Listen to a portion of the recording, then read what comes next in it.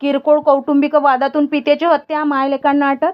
यवतमाळ जिल्ह्यातील मोहोदा येथे किरकोळ कौटुंबिक वादातून मुलगा आणि पत्नीने मिळून पतीची हत्या केल्याची धक्कादायक घटना समोर आली. गजानन गुलाबराव जुमनाके हे मोहोदा येथील बस स्टॉपवर सायकल दुरुस्तीचा व्यवसाय करून कुटुंबांचा उदरनिर्वाह करत होते. घरातील किराणा सामान आणण्यावरून पत्नी दुर्गा हिच्यासोबत त्यांचा वाद झाला. त्यानंतर रात्री मुलगा अक्षय घरी आल्यानंतर दोघांनी गजानन यांच्यासोबत पुन्हा वाद घातला. वाद विकोपाला गेल्यानंतर अक्षयने लाकडी दांडक्याने वडिलांच्या डोक्यावर जोरदार प्रहार केला.